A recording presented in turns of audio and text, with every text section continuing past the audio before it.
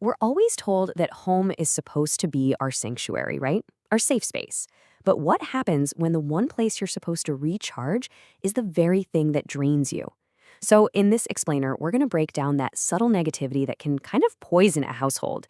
And most importantly, we're going to explore how you can protect your peace. Yeah, if you've ever felt like you're walking on eggshells around a family member or a partner or even a roommate, you know this feeling deep in your bones. It's that constant tension where you feel like any little conversation could just explode into a conflict. And man, is it exhausting. Okay, so here's our game plan. First, we're going to decode those unspoken rules that seem to govern a tense home. Then we'll identify the key players behind all the control, the manipulation, and that emotional exhaustion. And finally, we'll switch gears to a really practical survival guide so you can actually start reclaiming your space and your peace. So every house has rules, right?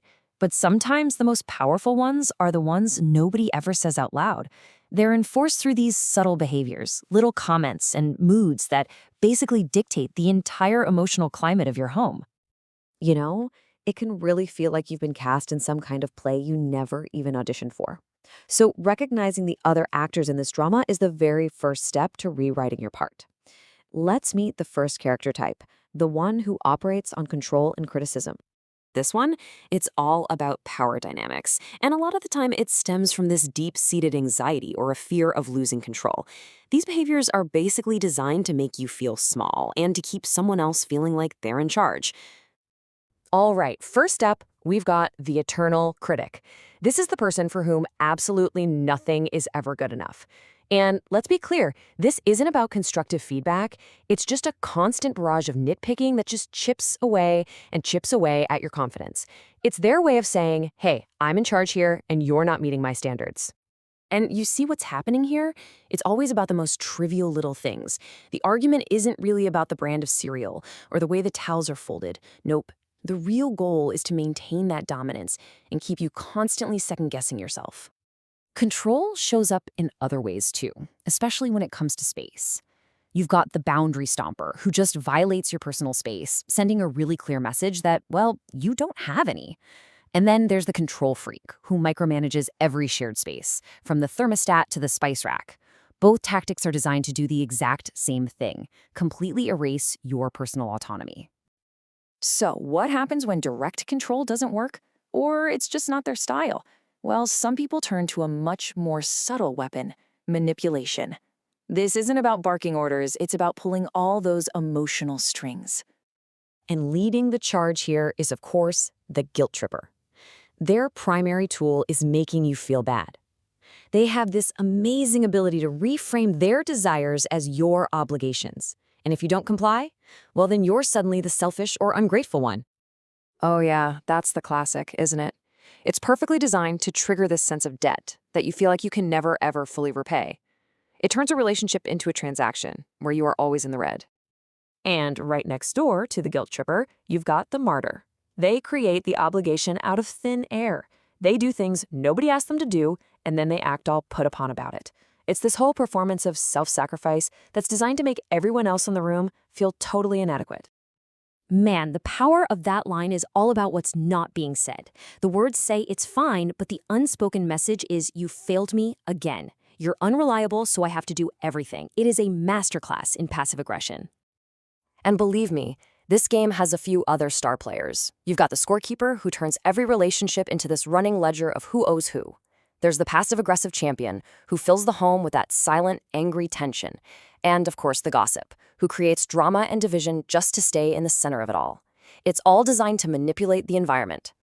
Okay, let's talk about our final group of characters. These are the folks who might not be overtly controlling or manipulative, but their very presence is just exhausting. They literally drain the life out of a room. I think we've all met one of these, right? The emotional vampire. This is the person who uses you as their emotional dumping ground. They offload all their stress, their anxiety, all their drama onto you, and then they walk away feeling lighter, leaving you carrying all their baggage. It's a completely one-sided deal. And then you've got the mood hoover. You can literally feel the atmospheric pressure drop the second they walk in. A light, happy conversation can just die instantly with one sour look or a negative comment. They are like a vacuum cleaner for all the good vibes in the space. And just to round out this lineup of, let's call them energy drainers, you've got the perpetual victim, who is never, ever accountable for anything. The one-upper who just can't let you have your own moment. The chaos creator who leaves a trail of disaster for everyone else to clean up. And of course, the financial leech, whose wallet is always conveniently missing. Each one, in their own special way, leaves you feeling completely and utterly depleted. Okay, I know just talking about this stuff can be exhausting, but here's the thing. Just naming it, seeing the pattern, that's incredibly powerful. It really is the first step to solving the problem. So now, let's shift gears and focus on the most important part, your survival guide for getting your peace back. And this is so important to remember. You probably can't change these people, but what you can change is how you react to them and how much you let their behavior affect you. This is all about taking your power back. So let me give you a really simple but honestly super powerful tool for dealing with manipulators. It's called the broken record technique. You start by acknowledging them. Just saying "I hear you" can de-escalate things right away. Then you calmly state your boundary. The real key, though, is what comes next. When they inevitably push back, you don't engage. You don't justify, you don't explain, you just calmly repeat your boundary. It shuts the argument down because you're not giving them any new emotional fuel to burn. All right, let's run through a few more survival strategies because this is the good stuff. First, setting clear, calm boundaries is non-negotiable. It can be as simple as saying, I need 30 minutes to myself when I get home. This isn't selfish, it is essential for your mental health. For those ongoing issues, scheduling house meetings can take arguments out of the heat of the moment and put them in a structured, less emotional space. And please, don't underestimate the power of a physical retreat. Your room, a pair of noise-canceling headphones, that's your personal sanctuary. And finally, if this dynamic is with a partner, remember that counseling isn't a last resort. It's a proactive tool for rebuilding communication as long as both people are willing to try. Look, at the end of the day, just being able to put a name to these behaviors, to see them as patterns instead of feeling like they're a personal attack on you, that is a total game changer. It lets you detach just a little and choose how you'll respond instead of just reacting emotionally all the time. So, I want to leave you with a question. Based on everything we've just talked about, what is one small, clear boundary you can set this week to start reclaiming your peace?